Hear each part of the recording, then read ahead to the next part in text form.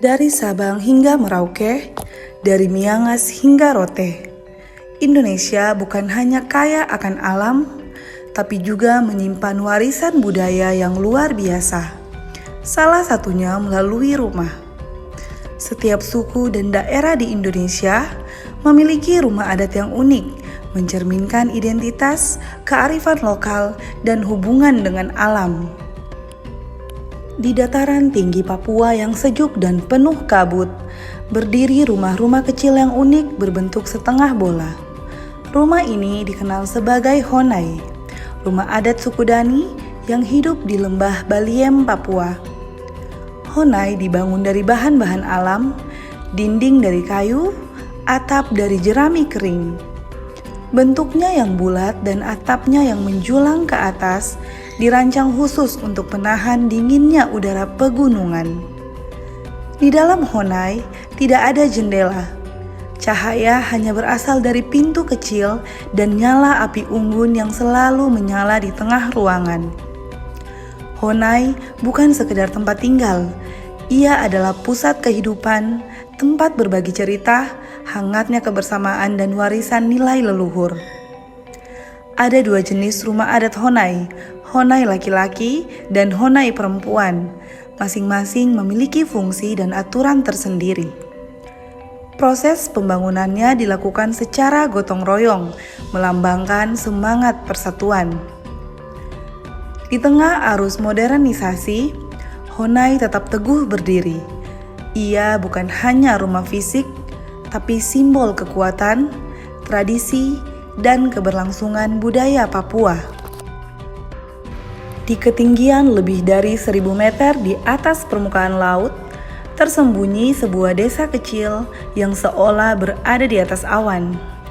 Inilah Wairebo, kampung adat di Flores, Nusa Tenggara Timur, yang dikenal dengan rumah adatnya yang unik dan megah, Baru Niang. Baru Niang adalah rumah adat berbentuk kerucut menjulang tinggi, terbuat dari bambu, kayu, ijuk, dan dedaunan. Tak hanya memukau secara visual, rumah ini menyimpan filosofi kehidupan yang diwariskan turun-temurun. Dibangun secara gotong royong, Baru Niang terdiri dari 5 lantai. Setiap lantai punya fungsi berbeda, dari tempat tidur keluarga, penyimpanan makanan, hingga ruang penyimpanan benda pusaka. Di dalamnya, suasana terasa hangat dan sakral. Tak hanya tempat tinggal, Baru Niang adalah pusat kehidupan, tempat berlangsungnya upacara adat, pendidikan nilai leluhur, dan penyatuan antar anggota keluarga. Nama Baru Niang berarti rumah kerucut, simbol dari persatuan, kehangatan, dan hubungan manusia dengan alam dan pencipta. Di tengah Kabupaten Goa, Sulawesi Selatan, berdiri megah sebuah rumah panggung yang menjadi saksi bisu kejayaan masa lalu. Inilah Bala Lompoa, rumah adat kerajaan Goa yang berarti rumah besar dalam bahasa Makassar. Bangunan ini berbentuk rumah panggung yang terbuat dari kayu ulin. Arsitekturnya menggambarkan status sosial dan kemegahan kerajaan dengan tiang-tiang tinggi, tangga besar, serta ukiran khas Makassar. Di dalam Bala Lompoa tersimpan berbagai benda pusaka kerajaan seperti mahkota, keris, dan pakaian raja. Setiap ruang memiliki fungsi, mulai dari ruang tamu kerajaan, ruang pertemuan, hingga ruang penyimpanan pusaka.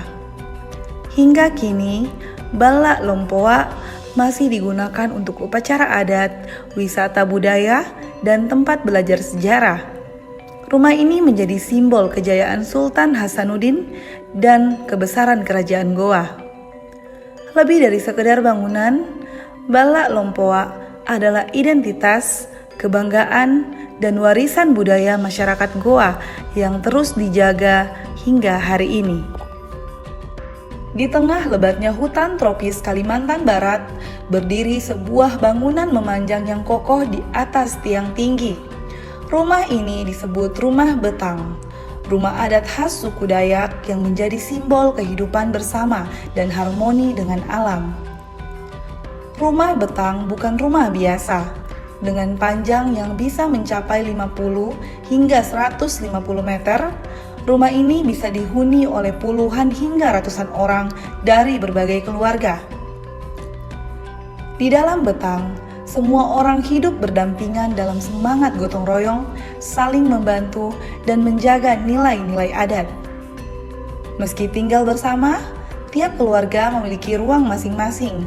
Namun dapur, halaman, dan ruang pertemuan digunakan bersama. Setiap sudut betang dihiasi ukiran khas Dayak yang syarat makna.